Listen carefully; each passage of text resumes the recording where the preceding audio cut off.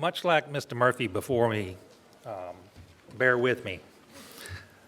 I think I'm more nervous doing this today than I'm flying into some of the hot LZs I went to in Vietnam. First, I'd like to rectify something. I want to thank all the people that's been receiving thanks over and over again here. Growing up in Alabama, Auburn, and living in a military family for years and years, and on post and so forth, I was sort of buffered from the non-thanks that has been talked about here. We sort of understood each other, and we didn't give each other thanks. We just shook hands and smiled. I want to take this opportunity to reach out and thank all the heroes in here, all the veterans starting there, all the POWs, all the wounded personnel, and mostly the ones that did not come back. Thanks.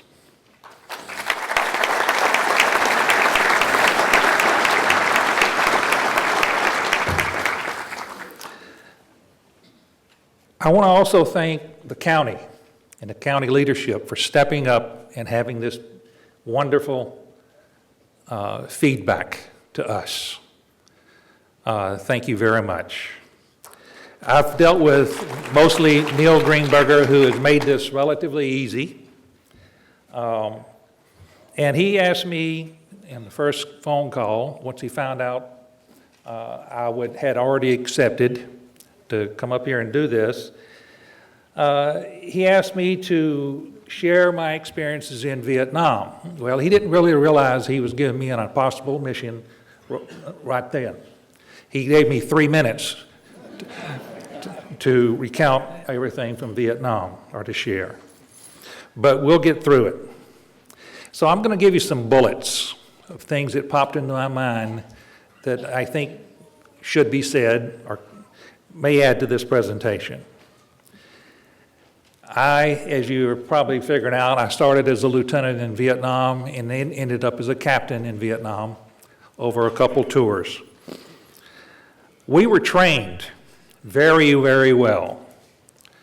We were just not prepared, in my opinion. And after talking to a lot of veterans, that's how we all felt. We got great training, but we were not prepared for going into what we did. The first month that you get to Vietnam, you're known as an FNG. You can figure it out. That's the guys and gals that, they were trained, but they really didn't know what was going on, and had to really get ingrained into the real action as to what you needed to do to stay alive. And the last month, you were of a 12-month tour, which was normal. You were so cautious. I had a commander that didn't come out of the bunker for that entire last month. I think he got a disease while he was in there. So we had all that to deal with. My unit was an armored cav unit in the 4th Infantry Division, but I was in the air cav section both times. I flew slicks, that's the people mover, and also scouts. Both of them were very different. For security, with these high-priced vehicles of war that we had, we were normally stationed at major bases, much like a small little city. Only thing is, the bad guys, if I can use that, knew where we were housed, and we probably on a daily basis received rockets and grenade and mortars to let us know that they did not appreciate us leaving that base.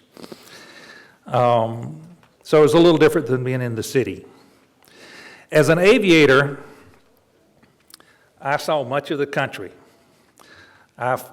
Flying at a normal 1,500 feet, pretty much had you out of myself and my passengers, my packs, mostly out of small arms range. And we actually could kick back and enjoy this beautiful country that was down below us. But what goes up has to come down. And usually we were landing in enemy territory. And that's where the pucker factor hit. It gets a little different when you get down there.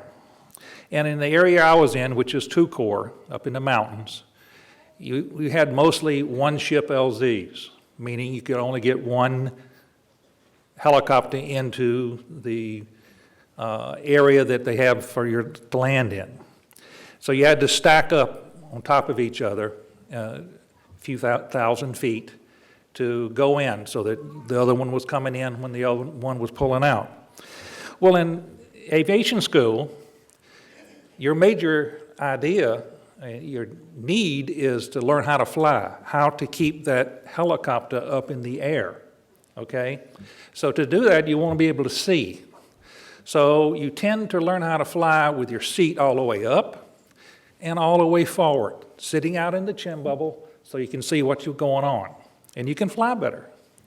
Well, you can tell a new guy in Vietnam, a new pilot, because he looks over to the other pilot who is sitting on the floor all the way back. And then when you go into that hot LZ and you're the third ship, the bad guys would let the first ship unload their passengers and nothing happened.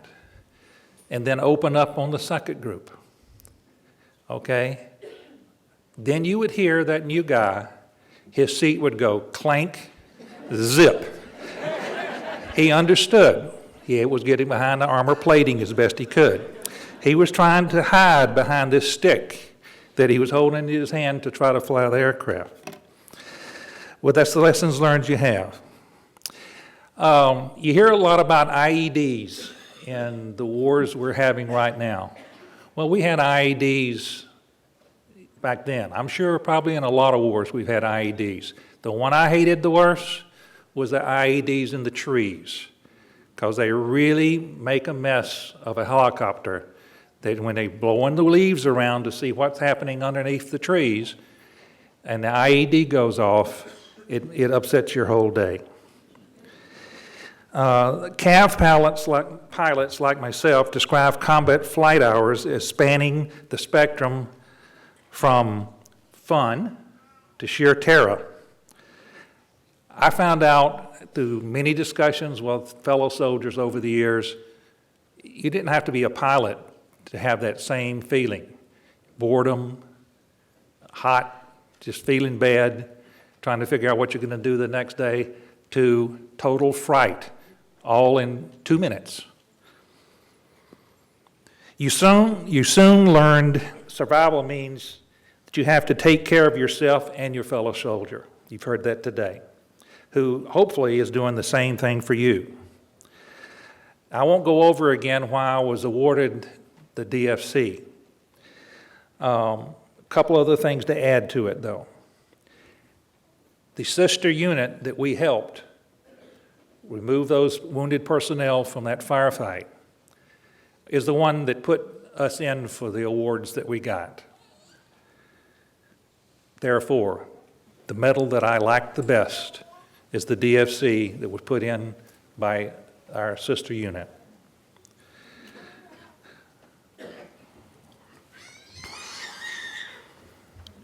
You bond with your fellow soldiers and your units. I am still in touch, like many of you out there, with several friends from those times and belong to some of the same Vietnam era related associations.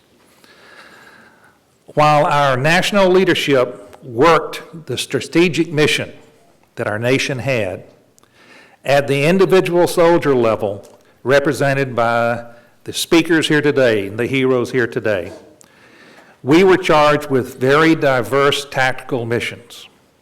These missions ran the gamut from actions which were life-saving to actions which caused death. Actions we all are living with and dealing with for the rest of our lives.